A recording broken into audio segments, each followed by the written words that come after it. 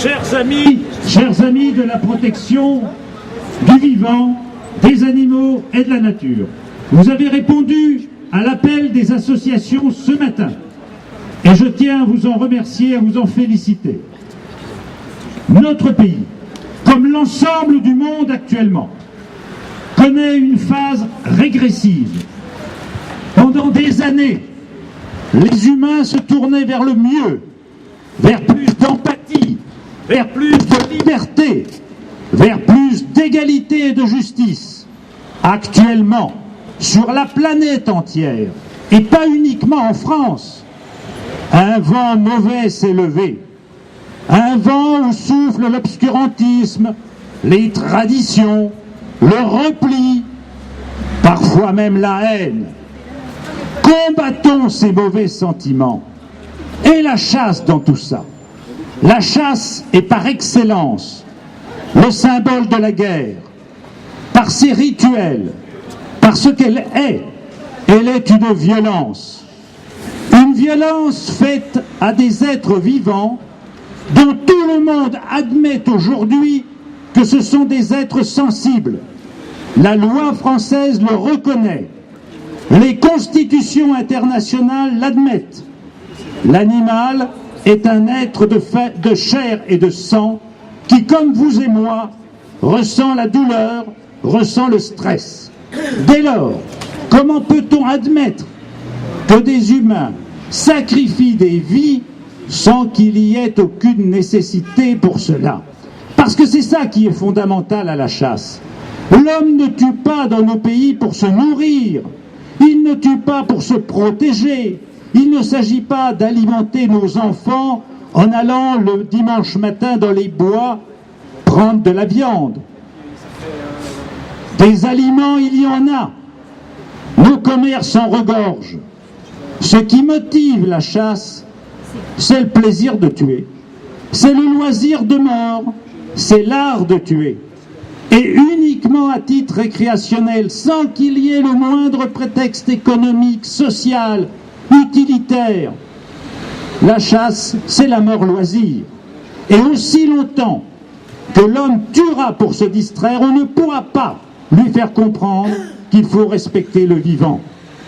La chasse est cruelle pour l'animal, bien sûr, parce que les balles qui broient les os, les plombs qui déchirent les chairs, provoquent des souffrances considérables. La chasse est négative pour la nature, parce que sachez-le bien, dans le monde, toutes les espèces de mammifères et d'oiseaux qui ont disparu à cause de la chasse. Bien sûr, il y a les pesticides agricoles, il y a les infrastructures de transport, il y a l'urbanisation. Tout cela détruit la nature et ce qu'on appelle la biodiversité.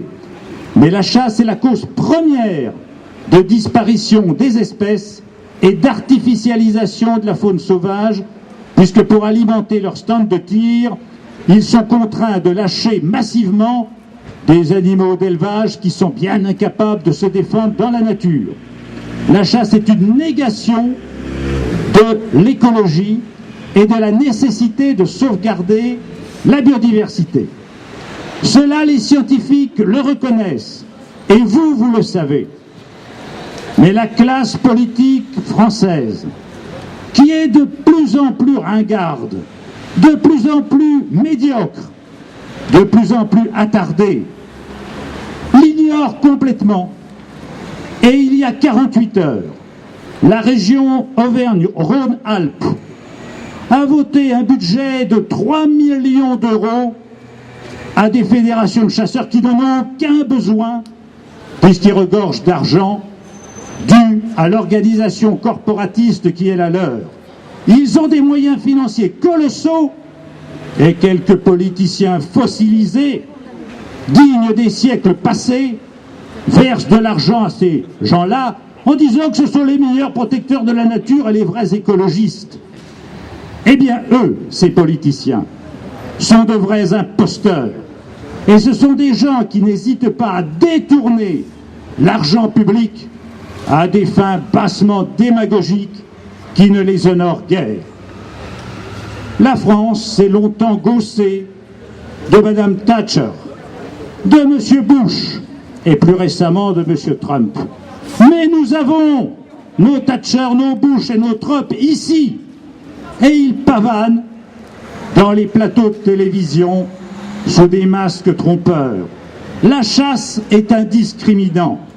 Si vous les entendez être pour la chasse, sachez que vous avez affaire à des personnages ringards, attardés, qui méprisent le vivant et qui finalement, en méprisant l'animal, méprisent également l'homme. D'ailleurs, l'individu dont je parlais, et pour le nommer M. Vauquier, est un homme qui n'aime pas plus la nature qu'il aime l'animal, et même qu'il aime l'être humain. Ces gens-là sont au service d'un seul Dieu, l'argent.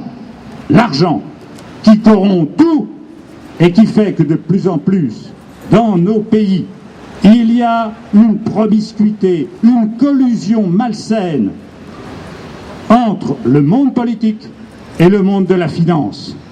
Tiens, ça me rappelle que quelqu'un avait dit que c'était son ennemi. Ah eh oui, ça rappelle des souvenirs, tout ça. Mais cet ennemi, il est là, et plus puissant que jamais, avec ses serviteurs. La chasse, c'est lié à tout ça. La chasse, c'est la ringardise, c'est la réaction, c'est le traditionnalisme, c'est le passéisme, c'est la négation des droits du vivant.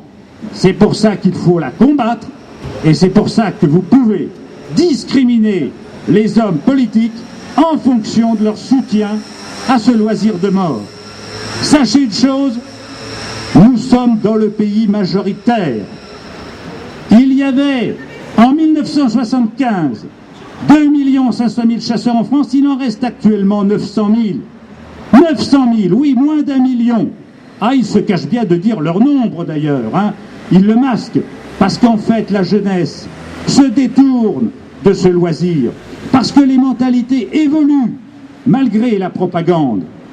Alors, mes amis, continuons le combat, vous vous êtes engagés pour cela, et il faut que la chasse disparaisse pour que la condition animale et pour que la condition humaine s'élève et pour qu'on apprenne ce qui est l'essentiel, le respect du vivant.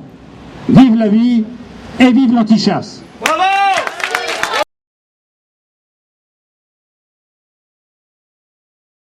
Les gens, ils sont contre la chasse, sauf évidemment s'ils sont chasseurs. S'ils ne sont pas chasseurs, mais même s'ils sont proches de chasseurs, s'ils sont parents de chasseurs, s'ils sont femmes de chasseurs, ils sont contre la chasse. C'est pour dire que, on pourrait dire de manière assez simpliste, mais qui a du sens à mon avis, qu'on représente chacun 1000 personnes.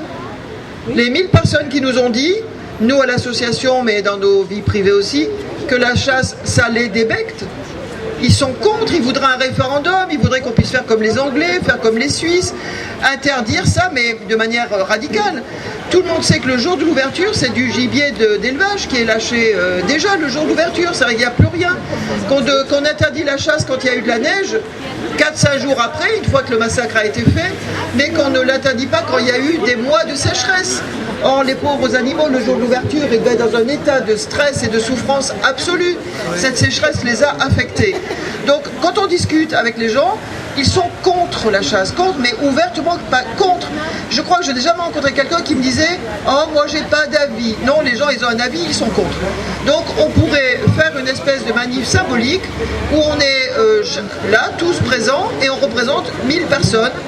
Et du coup, de 40, on passe à 40 000.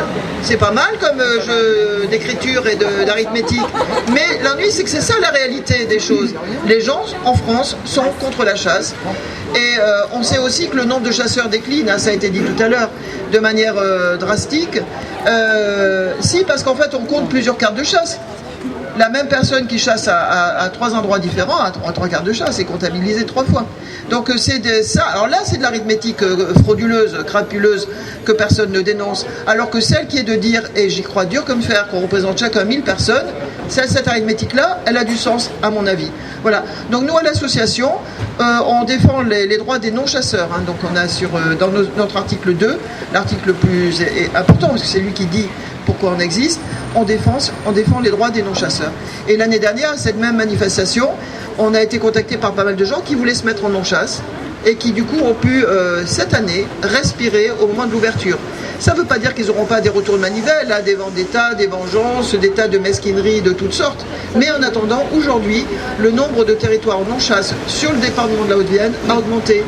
Donc ça aussi, les gens ne savent pas que c'est une procédure très facile à mettre en œuvre, très facile. Sauf que maintenant, il faut attendre 5 ans. Il faut attendre 5 ans pour pouvoir le faire. Voilà, puisque c'est tous les 5 ans qu'on peut exercer ce droit important qui est de retirer ces terres des territoires de chasse. Voilà. Et c'est définitif, jusqu'à éventuellement vente de la propriété à des gens qui, eux, voudraient pratiquer la chasse.